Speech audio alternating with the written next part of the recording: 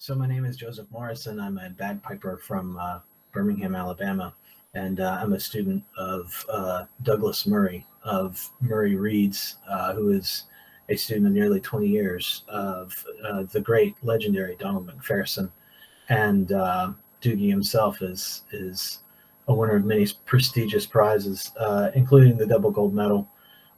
So I've just been having some wee chats with him um, after my lessons, and I figure it's something that maybe any serious piper or even student piper might like to hear. So I hope you guys enjoy this. Thanks, and we'll keep doing more if you guys like it.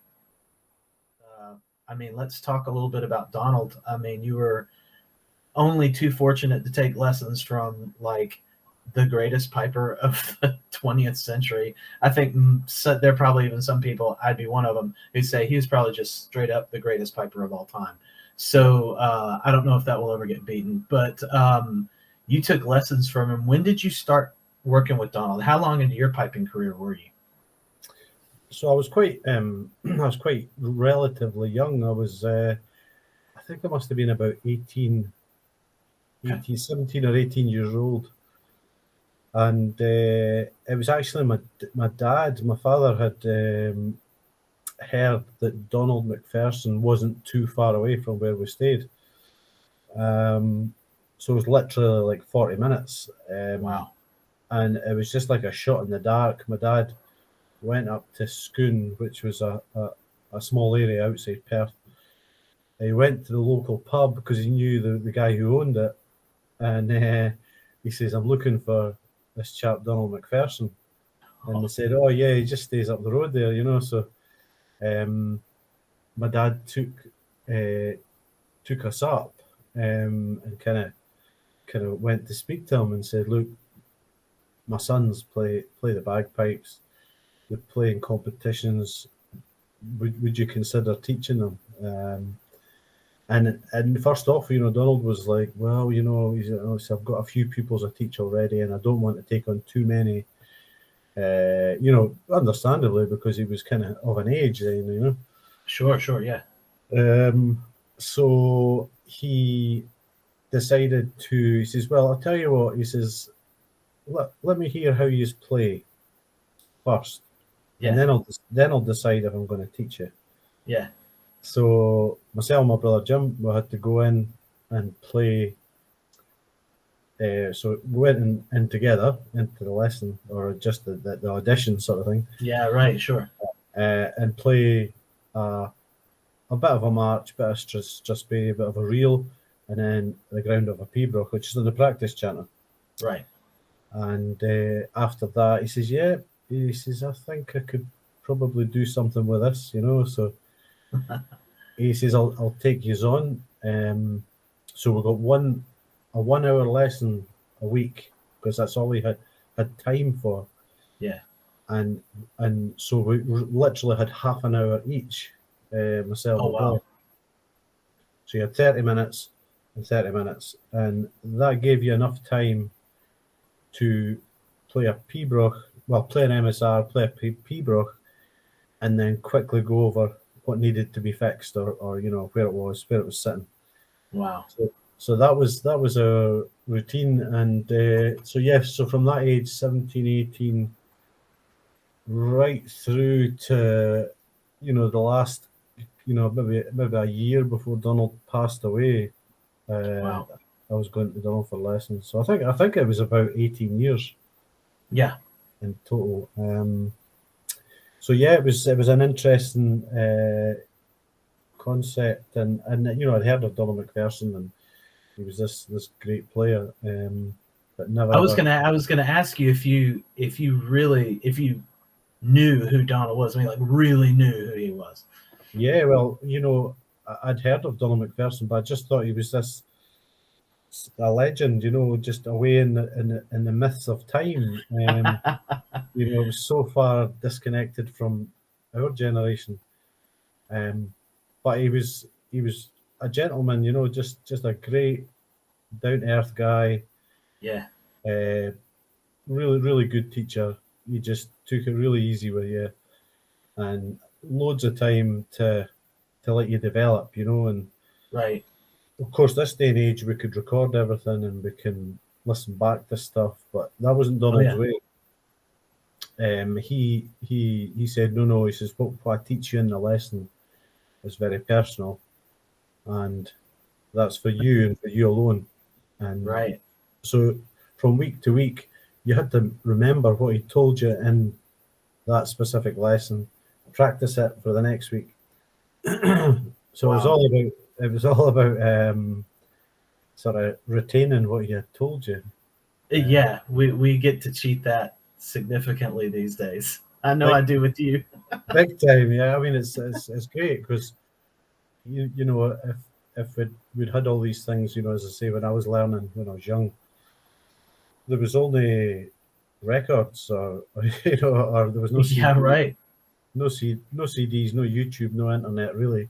Yeah, When right. I was really young, and it's just in the last sort of 10, 15 years, the internet and the way we learn has just changed totally. Yeah, yeah. I mean, very much so. I mean, this would not be possible with you and I if it weren't for the It's, internet and technology that we're seriously taking advantage of. It's amazing. yeah, So, a lesson with Donald. I know you sort of gave me a brief sort of overview, but when you got to it was at Curlew Cottage, right? yeah, And so just describe in general a lesson. yeah. So you know, we used to drive up to the house. It was just a small cottage out in the country. You know, you could probably drive past it if you didn't know it was Donald's house, and Right. you would just say, "Oh, there's a cottage." You know, just a tiny little cottage. It wasn't anything of any spectacular house, but it was a nice wee cottage. So Yeah. we would go in and we'd get a quick catch up. If it was during the season, Donald would ask, "How were you playing at the weekend? How did you get on?" And you know, wonder what the results were for the Yeah. competitions. But a typical lesson would be quite quick, obviously. So he says, you know, just a wee catch up, and then right, let's get the pipes out. What are you playing tonight? And then he would write down. He had a little notebook, Yeah. and you'd write down the tunes you were going to play, and he would sit and just take some notes when you were Right. playing, just pointers and things he could maybe improve on. Right. It used to be quite funny because in the early days, obviously getting in the way of learning from week to week just from memory. Yeah.